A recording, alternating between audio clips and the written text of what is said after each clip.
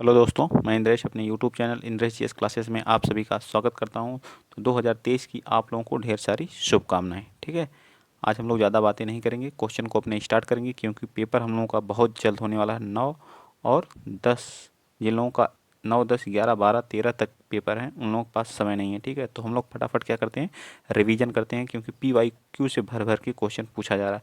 बस सिर्फ उसकी जो है लैंग्वेज थोड़ी सी चेंज कर रहा है, ऑप्शन को चेंज कर रहा है बस, और बाकी जितने भी क्वेश्चन हैं सब PYQ से ही पूछे जा रहे हैं। ठीक है, तो जितना हो सके आप लोग PYQ को सॉल्व करिए, वहाँ से आपके 100% क्वेश्चन बन जाएंगे और आपके लिए 2023 जो है क्या होगा, बहुत ही अच्छा होगा। ठीक है, मैं भगवान से आशा करता हूँ कि आप लोग 2023 में जो जल्द से जल्द नौकरी को प्राप्त कर लें। ठीक है, चलिए तो आज EVS के क्वेश्चन को देखते हैं। पूरा PYQ हम लोग EVS का करेंगे। ठीक है, टोटल 30 क्वेश्चन इसमें है। ठीक है, चलिए स्टार्ट करते हैं। आज का पहला क्वेश्चन देखिए, क्वेश्चन नंबर 61 है। 61 से देखिए, इंग्लिश में लिखा है which of the following animal front teeth keep growing through out it life. ठीक है, तो ये देखिए हिंदी में यहाँ लिखा है, हिंदी में देखते हैं। ऐसे ऐसे क्वेश्चन पूछे जाते हैं, बहुत हार्ड क्वेश्चन नहीं पूछे जा रहे हैं। ठीक है, निम्नलिखित में से कौन सा जानवर आगे का जो उसका आगे का दांत है उसकी पूरी लाइफ, मतलब पूरी लाइफ क्या करता है, बढ़ता रहता है। बिल्ली है? बिल्ली बिल्कुल नहीं है। ठीक है, क्या है, गिलहरी है। तो गिलहरी और चूहा, एक और क्या है, चूहा है। ठीक है, चूहे का भी दांत क्या करता है, बढ़ता रहता है। ठीक है, चूहा। सांप, सांप तो है नहीं, सांप रेंग का चलता है, ये भी गलत है। बाघ क्या करता है, बाघ अपना एरिया जो है, अपना जो है क्या, मूत्र के द्वारा जो है अपना एरिया वहाँ क्या करता है, एडजस्ट करता है। मतलब अगर वह अपना एरिया, मतलब यहाँ तक अगर वो मूत्र कर दिया तो दूसरा बाघ उसको सूंघ करके बता देता है कि यह दूसरे का एरिया है। ठीक है, इन सभी चीज़ों को आप लोगों को ध्यान में रखना है। ठीक है, तो ये दोनों ऑप्शन हमारा क्या हो जाएगा, बी पार्ट, सेकंड वाला ऑप्शन क्या हो जाएगा, राइट हो जाएगा। ठीक है, चलिए आइए आगे चलते हैं। नेक्स्ट क्वेश्चन, क्वेश्चन आप बताएंगे। क्वेश्चन आपके सामने है 2, क्वेश्चन नंबर 62 बताइए। ठीक है, क्वेश्चन नंबर 62 क्या कर रहा है, निम्नलिखित में से विच, क्या कर रहा है कि निम्नलिखित दिए गए विकल्पों में से एक मधुमक्खी के लिए सर्वाधिक उपयुक्त विशेषता है। केवल रानी मच्छी अंडे देती है। बिल्कुल सही बात है, जो रानी मच्छी होती है वो सिर्फ अंडे देने का काम करती है। नर मक्खी क्या होती है, दूसरा भी क्या, नर मक्खी कार्यकर्ता के रूप में कोई विशेष भूमिका नहीं होती। बिल्कुल सही, जो नर मक्खी होती है उसका कार्यकर्ता के रूप में कोई विशेष भूमिका नहीं होती है। ठीक है, और सभी मादा क्या करती हैं, अंडा देती हैं, तो बिल्कुल गलत है। ठीक है, सी, कार्यकर्ता मक्खी भोजन को खोजती है और उसे छत्ते में ले जाती है, ये भी सही है। ठीक है, तो हमारा कौन कौन सा, ए, बी और डी क्या है, सही है। इसमें हमसे पूछा सबसे सर्वाधिक उपयुक्त कौन सा है, तो ए, बी, डी, इस तरह से हमारा कौन सा पार्ट हो जाएगा, सी पार्ट हमारा, यानी थर्ड वाला क्या हो जाएगा, राइट हो जाएगा। ठीक है, थर्ड पार्ट क्या हो जाएगा, राइट हो जाएगा। ठीक, थर्ड पार्ट ए क्या हो जाएगा, सही हो जाएगा। ठीक है, चलिए आगे चलते हैं। नेक्स्ट क्वेश्चन, क्वेश्चन नंबर आप लोग अगला बताएंगे, क्वेश्चन नंबर 63। ये रहा 63 क्वेश्चन। देखिए क्या कर रहा है, वे व्यक्ति जो वनों में कम से कम 25 वर्ष, कोई व्यक्ति है 25 वर्षों से क्या कर रहा है, उस वन में क्या कर रहा है, रह रहा है। ठीक है, वन मान लीजिए जिम कार्बेट के आसपास लोग रह रहे हैं। ठीक है, तो 25 वर्षों से तो उनका वन भूमि और उसमें होने वाली उपज पर अधिकार होगा, यह एक्ट से लिया गया है। तो यह एक्ट कौन सा हमारा था, तो यह एक्ट हमारा कौन सा था, कौन सा एक्ट था बताइए। तो यह एक्ट हमारा कौन सा था, यह एक्ट हमारा था जो है कौन सा, वन एक्ट अधिकार 2007 का था। ठीक है, वन एक्ट अधिकार कौन सा था, 2007 का। इन सभी चीज़ों को आप लोग याद कर लीजिए। मतलब अगर कोई 25 वर्ष से रह रहा है उस वन पे जो है, और वहाँ की जो भूमि होगी और वहाँ की उपज पर अधिकार किसका होगा, वहाँ के जो लोग रहते हैं। ठीक है, और किस एक्ट के तहत होगा, तो वन एक्ट अधिकार 2007 के तहत होगा। ठीक है, याद हो गया, चलें आगे। अगर नहीं याद हुआ है तो एक बार इस चीज़ को क्या करिए, नोट कर लिया करिए, जो चीज़ें नहीं याद हो रही। इससे इंपॉर्टेंट क्वेश्चन है, पहली बार पूछा गया तो इसको नोट कर लिया करिए। ठीक है, चलिए आगे आते हैं। नेक्स्ट क्वेश्चन, अगला क्वेश्चन आप लोगों के सामने, अगला क्वेश्चन देखिए, क्वेश्चन नंबर 64। क्वेश्चन नंबर 64 क्या कर रहा है, झूम खेती। अब देखिए आप कैसे इसको देखेंगे, झूम खेती एक जैविक खेती होती है, बिल्कुल गलत बात है। ठीक है, झूम खेती होती कहाँ है, पूर्वी, उत्तरी पूर्वी जो है, उत्तरी पूर्वी भारत में, जो सेवन, उत्तरी पूर्वी भारत में। ठीक है, जो सेवन सिस्टर वाले उत्तरी पूर्वी भारत में। और देखा जाए तो सबसे ज़्यादा जो क्वेश्चन पूछता है तो मिजोरम में होती है। ठीक, कहाँ पे होती है, मिजोरम में। ये भी चीज़ आपको क्या होनी चाहिए, मिजोरम में सबसे ज़्यादा होती है। ठीक है, और यह क्या, काट और दग्ध, मतलब काट मतलब दग्ध खेती होती है। देखिए कैसे इसको चेंज किया है, दग्ध या वर्ण बोलते हैं, इसी को क्या बोलते हैं, बर्न। ठीक है, इंग्लिश में क्या, जला करके। ठीक है, क्या करती है, जो कूड़ा वहाँ मतलब पहले घास को उगाते हैं, फिर ऊपर से क्या करते हैं, घास करें मतलब उपज जो फसल होती है उगाते हैं, उसको काट लेते हैं, काट के जो जड़ होती है उसको छोड़ देते हैं। फिर छोड़ने के बाद उसमें क्या करते हैं, आग लगा देते हैं। ठीक है, फिर वो क्या होती है, जो राख होती है उससे खाद बन जाती है। उसी खाद से जो लोग क्या करते हैं, फिर उसको जुताई करके 1 साल बाद जो फिर उसमें बीज डाल देते हैं। ठीक है, हल्की जुताई करते हैं, नहीं तो गहरी जुताई भी नहीं करते हैं वो लोग। ठीक है, तो हमारा क्या आ जाएगा, ए बी पार्ट हमारा क्या आ जाएगा, राइट आ जाएगा। ठीक है, क्या आ जाएगा, बी पार्ट राइट आ जाएगा। ठीक, चलिए आइए चलते हैं अगला क्वेश्चन आप लोग बताएंगे। क्वेश्चन नंबर आप लोग 65 बताएंगे। रोनाल्ड रोस, रोनाल्ड रोस जो है, रोनाल्ड रोस, ठीक है, रोनाल्ड रोस में दो 1900 कितने में, 1902 में जो है चिकित्सा के क्षेत्र में नोबेल प्राइज़ मिला। ठीक है, चिकित्सा के क्षेत्र में ये शोध करने वाले विकास, यानी कि रोनाल्ड रोस जो है 1902 में जो है, इनको चिकित्सा का क्या मिला, नोबेल प्राइज़ मिला। इन्होंने किस चीज़ की खोज की थी, डेंगू मच्छर से फैलता है इसकी खोज की थी, मलेरिया मच्छर से फैलता है या चिकनगुनिया मच्छर से फैलता है, बताइए किसकी खोज की थी। तो इन्होंने मलेरिया मच्छर से फैलता है या फिर किससे फैलता है, बताइए, मलेरिया या क्या। तो इन्होंने क्या, मलेरिया मच्छर से फैलता है इस चीज़ की खोज की थी, इसलिए इनको क्या मिला था, नोबेल प्राइज़ मिला था। ठीक है, तो हमारा क्या आ जाएगा, बी पार्ट क्या आ जाएगा, राइट आंसर आ जाएगा। ठीक है, बी पार्ट क्या हो जाएगा, राइट। ठीक, चलें नेक्स्ट क्वेश्चन, अगला क्वेश्चन बताएंगे आप लोग। क्वेश्चन नंबर 66 बताइए, क्वेश्चन नंबर 66 बताइए क्या कर रहा है। अगला क्वेश्चन कर रहा है सिनकोना। सिनकोना का देखिए कितने आसान आसान क्वेश्चन, सिनकोना के बारे में कितनी बार प्रैक्टिस में आया होगा। सिनकोना के पेड़ से किस भाग का उपयोग करके मलेरिया की क्या बनाई जाती है, दवा बनाई जाती है, बताइए। इसके किस भाग का उपयोग करके क्या बनाई जाती है, दवा बनाई जाती है, जड़ का, छाल का, पत्ते का या बीज का। तो किसका उपयोग करते हैं, तो उसके बीज का उपयोग करते हैं। ठीक, किसका उपयोग करते हैं, उसके बीज का उपयोग करते हैं। ठीक है, इस तरह से हमारा क्या आ जाएगा, बी पार्ट हमारा क्या आ जाएगा, सिनकोना के वृक्ष का हम क्या करते हैं, सॉरी बीज नहीं, छाल का उपयोग करते हैं। ठीक, उसकी छाल का उपयोग करके मलेरिया के उपचार के लिए क्या करते हैं, दवा बनाते हैं। ठीक, चलिए आइए चलते हैं नेक्स्ट, अगला क्वेश्चन बताएंगे आप। सिर्फ हम लोग प्रैक्टिस यहाँ करेंगे, बहुत डिटेल से नहीं जाएंगे। ठीक है, क्योंकि जितने क्वेश्चन होंगे आपके प्रीवियस ईयर वो आपके सामने से गुजर रहे हैं, क्योंकि ये सारी चीज़ें आपको डिटेल से पढ़ाई जा चुकी हैं और समझाई भी जा चुकी हैं। ठीक है, सांप के जहरीले दांतों को कहा जाता है, बताइए। सांप का जो जहरीला दांत है उसको क्या कहा जाता है, बताइए। सांप का जो जहरीला दांत है उसको क्या, कसक कहा जाता है, विष दंत कहा जाता है, या कृदंत छेदक कहा जाता है, या सल्क कहा जाता है। सांप के जो जहरीले दांत होते हैं उसको क्या कहा जाता है, तो उसको विष दंत कहा जाता है। क्या कहा जाता है, विष दंत कहा जाता है। ठीक है, याद रहेगा ना, क्या कहा जाता है, विष दंत। तो बी पार्ट हमारा इसका क्या हो जाएगा, राइट हो जाएगा। ठीक, चलें आगे, चलिए आइए चलते हैं नेक्स्ट, अगला क्वेश्चन। क्वेश्चन आप बताएंगे 68, क्वेश्चन नंबर 68 बताइए। निम्नलिखित में से, निम्नलिखित में से भारत में मिलने वाला कौन सा सांप जहरीला नहीं है, बताइए। दुबोई यानी कि रस वाइपर 4 तरह के पाए जाते हैं। सांप कितने तरह के पाए जाते हैं, 4 तरह के पाए जाते हैं। ठीक है, उनके कितने दांत होते हैं, तो 2 दांत होते हैं। ठीक, कितने होते हैं, 2 दांत होते हैं। ठीक है, 20 दांत। और उनके विष से ही क्या, सीरम नाम की एक दवा बनाई जाती है।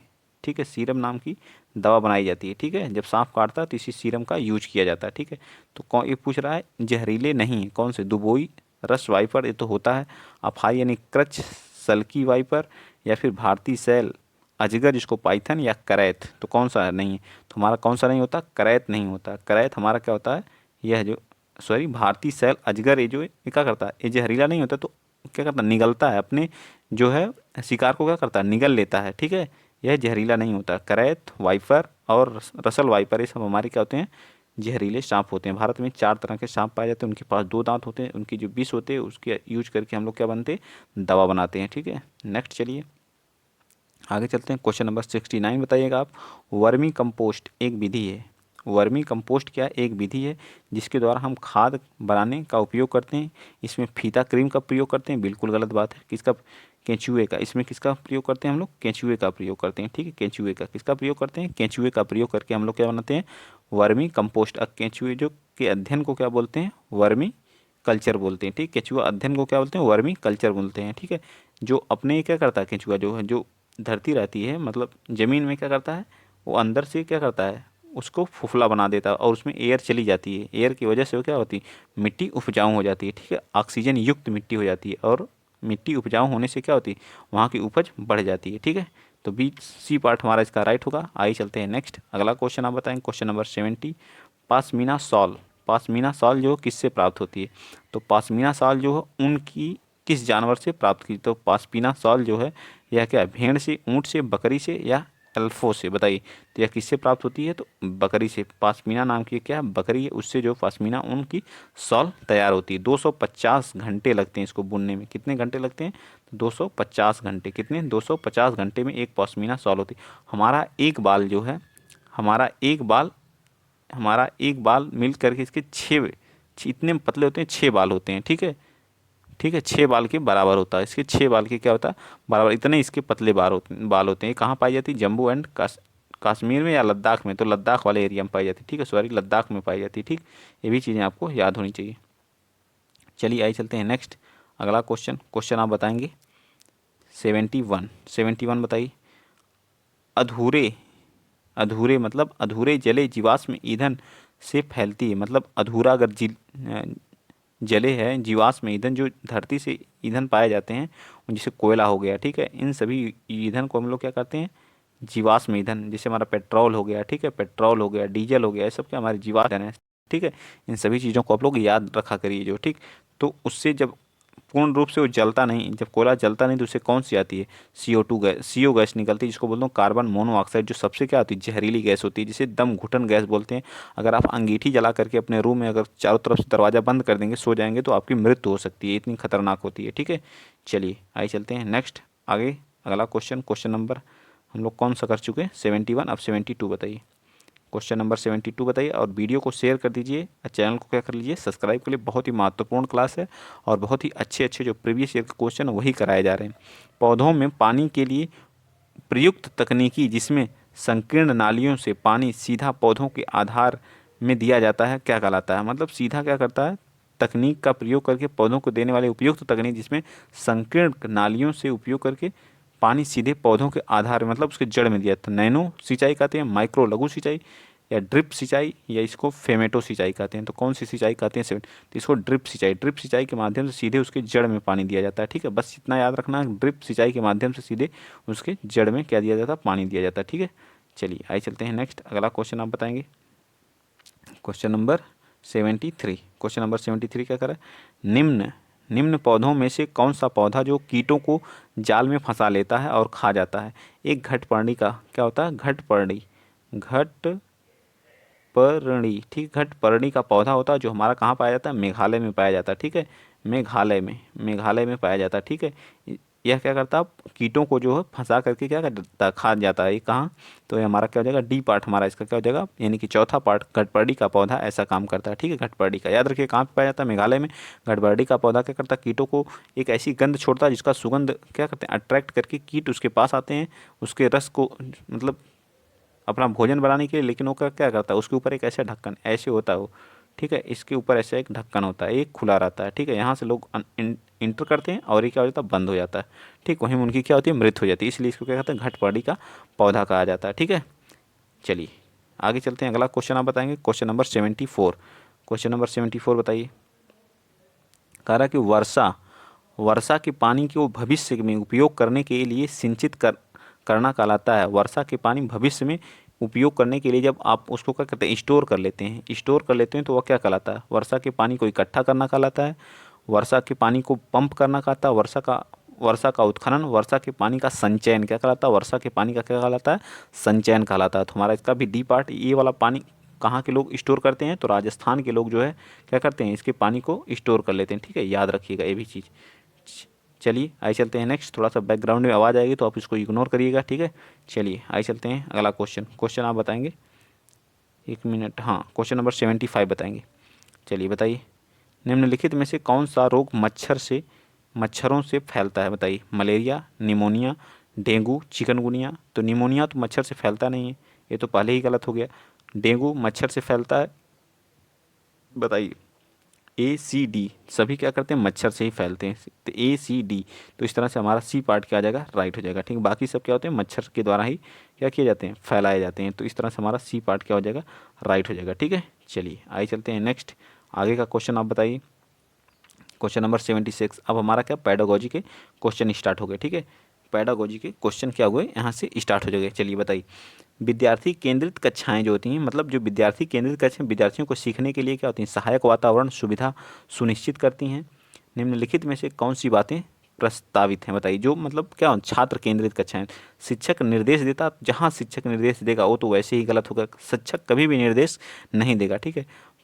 शिक्षक पाठ्य पुस्तक पढ़ाता है, श्यामपट्ट पर प्रश्न एवं उत्तर लिखता और विद्यार्थी उन्हें लिखने को कहता। कभी भी आज्ञा का पालन नहीं करवा पाएगा टीचर एक मेंटोर की तरह काम करता है। शिक्षक ऐसी ऐसी सीखने की परिस्थिति उपलब्ध कराता है। देखिए थर्ड पार्ट जो है ये हमारा क्या हो जाएगा, राइट हो जाएगा। उपलब्ध कराता है, विद्यार्थियों को अवसर देती है कि अवलोकन करें, खोजें, अन्वेषण करें और प्रयोग करें तथा विभिन्न प्रत्ययों की समझ विकसित करें। तो हमारा सी पार्ट क्या हो जाएगा, सबसे सटीक। यहाँ देखिए अवसर करना, खोजना, ऐसे हमारे क्या पॉजिटिव टैग हैं। ठीक है। और ये जो है विकसित करना, उनसे लिखवाना या निर्देश देना, आज्ञा का पालन करवाना, अनुशासित करना बच्चे को, ये सब हमारे क्या नेगेटिव टैग होते हैं। तो इन सब चीज़ों को आप याद रखा करिए। ठीक है। तो सी हमारा इसका क्या हो जाएगा, राइट हो जाएगा। चलिए आइए चलते हैं क्वेश्चन नंबर 77। क्या कर रहा है, क्वेश्चन नंबर 77 कर रहा है कि कक्षा 5 का एक विद्यार्थी है। ठीक है। कक्षा 5th के अध्याय दीवार के उस पार में एक शिक्षक क्या करता है, आरिफ अपने छात्रों से जो खेल वो खेलते हैं उनके अनुभव साझा करने के लिए कहता है। तो निम्न में से कौन सा प्रयास सबसे ज़्यादा स्पष्ट करेगा। तो खेलों से संबंध नियम की समझ का विकास होगा, खेलों से संबंधित मूल्यों का विकास होगा, कुछ मुद्दों की समझ का विकास होगा, जैसे लड़के लड़कियों के लिए एक जैसा खेल, सभी के लिए समान अवसर तथा टीम की भावना उत्पन्न होगी, व्यक्तिगत अनुभव को साझा करने की क्षमता का विकास होगा। बताइए, तो 77 का सबसे सटीक आंसर हो जाएगा कौन सा होगा बताइए, तो हमारा सी पार्ट होगा। ठीक है। कुछ मुद्दों पर उनके अंदर क्या समझ, जैसे लड़के लड़कियों के लिए एक जैसे खेल, सभी के लिए समान अवसर तथा टीम की भावना का क्या होगा, विकास होगा। ठीक है। तो हमारा सी पार्ट क्या हो जाएगा, थर्ड वाला राइट आंसर हो जाएगा। ठीक है। चलिए आइए चलते हैं नेक्स्ट, अगला क्वेश्चन आप बताएंगे, क्वेश्चन नंबर 78 बताइए। 78 क्या कह रहा है, 78 कह रहा है कि निम्न में से कौन सी विधि प्राथमिक कक्षाओं में ईवीएस की समझ के लिए सबसे उपयुक्त है। तो व्याख्यान विधि प्राइमरी लेवल पे क्या करा, प्राथमिक लेवल, तो व्याख्यान विधि जो अपर लेवल के लिए तो है इंपॉर्टेंट। चाक एवं टॉक विधि या जांच आधारित शिक्षण या जग एवं मग आधारित, ये भी गलत है। तो जग एवं मग आधारित हमारी क्या है, सबसे जांच आधारित शिक्षण हमारा क्या है, सबसे मोस्ट इंपॉर्टेंट है। ठीक है। जांच आधारित शिक्षण क्या है सबसे अच्छा, क्या है, समझ, ईवीएस की समझ के लिए सबसे बेहतरीन है। ठीक है। आइए चलते हैं नेक्स्ट, अगला क्वेश्चन आप बताएंगे, क्वेश्चन नंबर 78 हो चुका, 79 बताएंगे। ठीक है। अगर आप लोगों को वीडियो अच्छा लगा तो प्लीज़ नए अवसर पर जो इतना इसको शेयर कर दिए, इतना शेयर कर दिए कि वायरल हो जाए वीडियो। ठीक है। क्योंकि आप लोगों को प्रीवियस ईयर कराया जा रहा है। ठीक है। मोस्ट इंपॉर्टेंट क्लास कराई जा रही है, तो आप लोग कर ही सकते हैं। ठीक है। क्योंकि बहुत संघर्ष के बाद ये वीडियो आप लोगों को प्रोवाइड कोई नहीं करवा रहा है प्रीवियस ईयर। ठीक है। वो भी ऑनलाइन वाला, सब लोग वही पुराना प्रैक्टिस सेट पड़े हुए हैं 2011 से लेके वो वाला। ठीक, तो ऑनलाइन वाला करिए, देखिए किस तरह से इसमें चेंजेज हुए हैं, किस तरह से ऑप्शन आता है।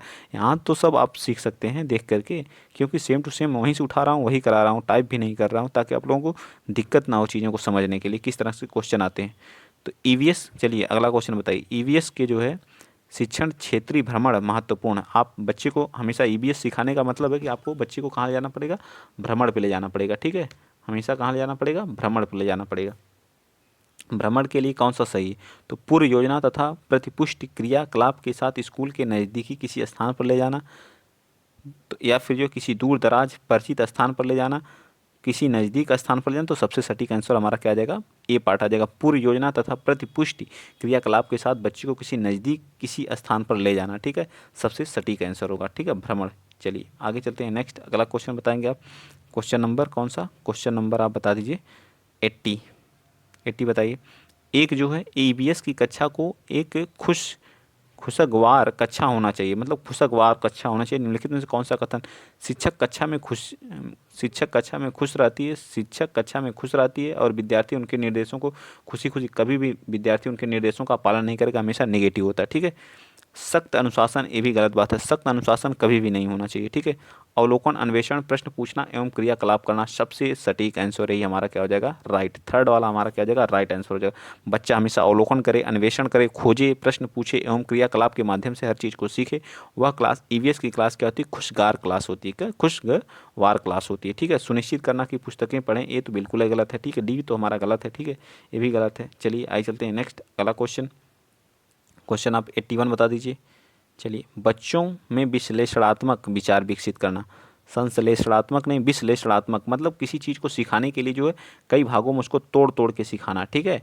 फिर उसका एक संश्लेषणात्मक कर देना, ठीक है। ये हमारा क्या कहलाता है, बच्चों में विश्लेषणात्मक विचार विकसित करने के लिए वंश वृक्ष एवं उपयोगी उपकरण है। बताइए, यह संयुक्त परिवार जो वंश वृक्ष, जो हमारा वंश वृक्ष होता है, क्या है, एक उपयोगी उपकरण है। तो बताइए, संयुक्त परिवार उनके संबंध के बारे में, बताइए संयुक्त परिवार या उनके संबंध के बारे में, यह केवल निकट परिवार के सदस्यों के बारे में, यह केवल दादा दादी नाना नानी के बारे में तथा परिवार के अन्य सदस्यों को उनके आपसी संबंध के बारे में, यह उनकी पीढ़ियों से परिवार के सदस्य में आपसी संबंध के बारे में। तो हमारा क्या हो जाएगा, चौथा पार्ट हमारा क्या आ जाएगा, राइट आ जाएगा, ठीक है। क्या आ जाएगा, फोर्थ पार्ट हमारा क्या आ जाएगा, राइट आ जाएगा, ठीक है। फोर्थ पार्ट इसका क्या आ जाएगा, राइट आंसर आएगा, ठीक है। याद रहेगा ना, 81 का कौन सा हो जाएगा, यह उनके परिवार से पीढ़ियों से, जो कई पीढ़ियों से होता है, जैसे क्या हो गए, पापा हो गए, पापा हम हो गए, मम्मी हो गई, ठीक है, मम्मी हो गई, फिर उसके बाद दादा दादी हो गए, दादा दादी हो गए, दादा दादी हो गए, ठीक है। तो ये क्या क्या, अनेक पीढ़ियों के परिवार के सदस्यों से आपसी संबंध के बारे में क्या करता, दर्शाता। कौन सा, बच्चों में विशेषलात्मक विचार विकसित करना, ठीक है। चलिए आगे चलते हैं। अगला क्वेश्चन आप बताएंगे 82। 82 क्या कर रहा है, ईवीएस में आकलन का संकेत है। मतलब आकलन करना क्या, चर्चा करना, स्मरण करना, कथन देना, सूची बनाना। ईवीएस में आकलन क्या करता है, संकेत करता। आकलन जो होता है कम समय, किसी चीज़ के लिए कम समय तक आकलन कहलाता है। कम समय में करना क्या कहलाता है, आकलन करता है। एक क्या है, संक्षिप्त प्रक्रिया। आकलन करना क्या है, एक संक्षिप्त प्रक्रिया है, जबकि मूल्यांकन क्या है, मूल्यांकन एक विस्तृत प्रक्रिया है। इन सभी चीज़ों को आप लोग याद रखा करिए, ठीक है। तो यह क्या, चर्चा करना क्या है, आकलन का संकेतक है। किसी चीज़ पर चर्चा करना है, इसमें किसी चीज़ पर चर्चा कराना जो है क्या करता है, आकलन कराता है, ठीक है। तो ये पार्ट हमारा इसका क्या हो जाएगा, राइट हो जाएगा। चलिए 83 चलते हैं। क्वेश्चन नंबर 83 बताएंगे आप। कक्षा थर्ड का मानचित्रण के अंतर्गत कौन सी क्रियाकलाप छात्रों के लिए सबसे उपयुक्त है। मानचित्र के माध्यम से उनसे जो का रेखा चित्र बनाने को कहना, उनसे बी क्या कह रहा है, उनके घर से स्कूल का रास्ता अंकित करने को कहना, ठीक है। या फिर जो है उनसे अपनी कक्षा का चित्र बनाना कहना, तो उनसे पास पड़ोस के रेखा चित्र को कहना। तो ये गलत है, ये भी गलत है। सबसे सटीक जो हमारा होगा, उनसे उनके घर से स्कूल का रास्ता अंकित कराने में बच्चा ज़्यादा सीखता है। क्योंकि पियाजे साहब ने इस पर क्या किया था, एक प्रयोग किया था कि घर से वो अपने बच्चे पे ही प्रयोग, घर से कहाँ ले गए थे, स्कूल ले गए थे, ठीक है, स्कूल ले गए थे। तो बच्चा जब उसको छोड़ दिए एक बार तो घर से स्कूल चला जाता था, लेकिन वापस नहीं आ पाता था, ठीक है। अगर इसी चीज़ को कई बार करा दिया जाए तो बच्चा उस चीज़ को क्या कर लेता है, सीख लेता है। लेकिन उन्होंने क्या कहा था, यह एक अपरिवर्तनीय है, इसको परिवर्तित नहीं किया जा सकता है। चलिए आगे चलते हैं। तो सेकंड पार्ट इसका क्या हो जाएगा, राइट हो जाएगा। अब आप 84 क्वेश्चन बताइए। 84 मज़ा अगर आप लोगों को आ रहा है तो वीडियो शेयर जरूर कीजिएगा, ठीक है। नए वर्ष में नई उपलब्धि हासिल करवाइएगा, ठीक है। एक शिक्षक को कक्षा फर्स्ट के विद्यार्थियों को पशु का उप थीम है, पशु उप थीम पढ़ाना है। तो उसमें से कौन सी युक्त विषय विद्यार्थियों के लिए संपादित करने के लिए सबसे उपयुक्त है, बताइए। 84 का तो विद्यार्थी क्या करेंगे, विद्यार्थियों से कहें कि वे जानवर की सूची बनाएं। जानवर की सूची बनाने के लिए बिल्कुल गलत। विद्यार्थियों को जानवर के नाम बताएं। विद्यार्थियों को चिड़ियाघर का क्या करें, भ्रमण कराएं। यहाँ से बच्चा सब प्रत्यक्ष अनुभव करेगा तो वो क्या करेगा, सीख लेगा उप थीम से, ठीक है। चलिए नेक्स्ट चलते हैं। भ्रमण, जो चीज़ प्रत्यक्ष से बच्चा सीखेगा वो कभी भी जो है ड्राइंग या किसी चीज़ से प्रत्यक्ष ज़्यादा से ज़्यादा कोशिश करना कि बच्चा प्रत्यक्ष रूप से क्या करे, सीखे। चलिए ब्लूम ब्यूमॉन्ट के प्रयोग को विद्यार्थियों जो बहुत महत्वपूर्ण, इसको समझने में सहायता करता है। नीचे जो वैज्ञानिक विधि को उपयुक्त क्रम में क्या करना, व्यवस्थित करना, परिणाम को अंकित करना और निष्कर्ष निकालना, परिकल्पना प्रस्तावित करना। तो सबसे सटीक इसका आंसर क्या हो जाएगा, 85 बताना हमको जो है। 85 का हमारा कौन सा आएगा, बताइए आप कौन सा आएगा 85 का। सबसे पहले आप क्या करेंगे, प्रेक्षण तैयार करेंगे। सबसे पहले कौन सा आएगा, 6 आएगा, ठीक है। सबसे पहले आप प्रेक्षण तैयार करेंगे, उसके बाद क्या करेंगे, देखिए उसके बाद सबसे पहले आप प्रेक्षण तैयार करेंगे, ठीक है। प्रेक्षण के बाद क्या करेंगे,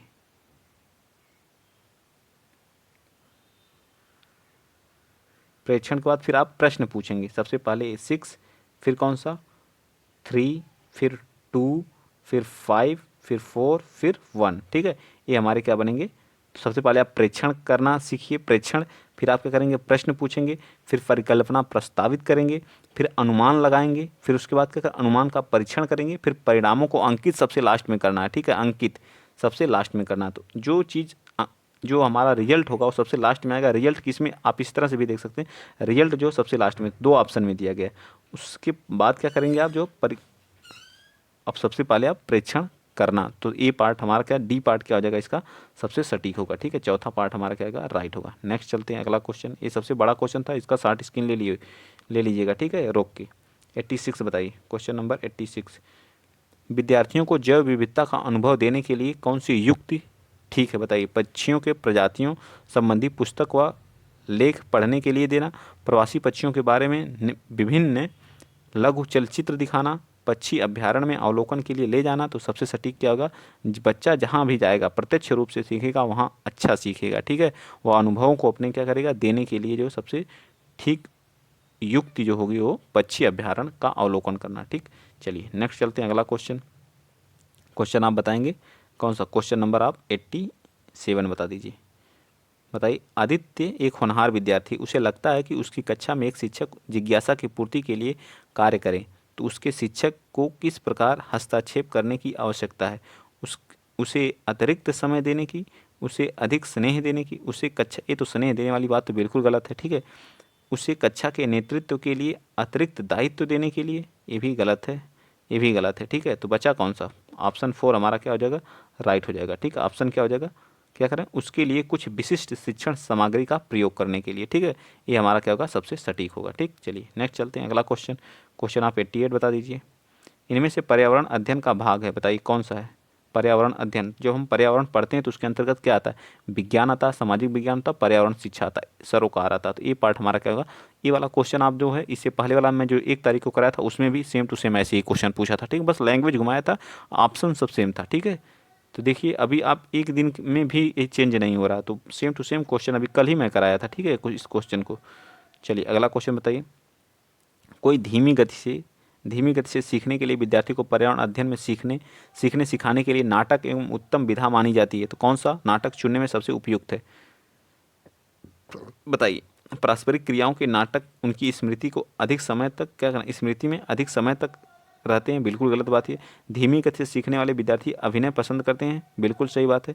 और पारंपरिक नाटकीय विधा, तो ये पार्ट क्या हो जाएगा, ये पार्ट होगा, सॉरी ये भी हमारा सही होगा। ये लास्ट वाला क्या होगा, अभिनय पसंद, जरूरी थोड़ी हम किसी का पसंद धीमी और तेज गति वाले नहीं करेंगे, तो ये और हमारा क्या हो जाएगा, राइट हो जाएगा। ठीक है, नेक्स्ट बताइए, क्वेश्चन नंबर आप आज का लास्ट क्वेश्चन बताइए, पर्यावरण ईवीएस का। ठीक है, पर्यावरण अध्ययन पाठ्यपुस्तक विद्यार्थियों को सहायता करती है, बताइए किस में सहायता करती है, तो सभी संसाधनों के द्वारा ज्ञान की रचना करने में। ठीक है, तो सी पार्ट हमारा क्या होगा, बाकी सरोकार, याद करना निगेटिव वैसे आ गया, व्याख्या करना वैसे निगेटिव आ गया। ठीक है, इन सब चीज़ों को आप फोकस करिएगा, निगेटिव चीज़ क्या है। ठीक है, तो और क्या है, चौथे ऑप्शन में देखिए क्या है, नीचे देख लीजिए, इसमें क्या है, पर्यावरण मुद्दों को सरोकार के प्रति प्रतिक्रिया देने के लिए, ये भी गलत है, लेकिन संसाधन यहाँ सबसे, रचना और संसाधन सबसे मोस्ट इंपॉर्टेंट है। ठीक है, तो ये भी गलत हो गया, ये भी गलत हो गया, ये भी, तो हमारा क्या सी पार्ट क्या जाएगा, राइट। तो आप बताइए 30 में से, इतना टफ तो नहीं था, 30 में अगर आप 28 29 हैं बहुत बेटर है, बहुत बेटर।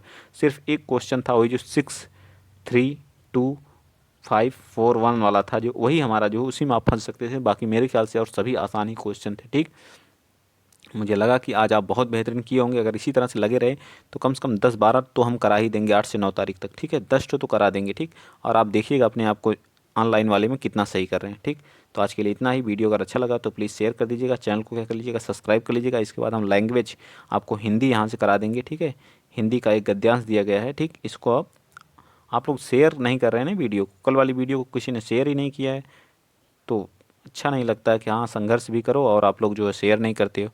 ठीक, तो शेयर कर दीजिएगा। ठीक है, आज के लिए इतना ही। जय हिंद, जय भारत।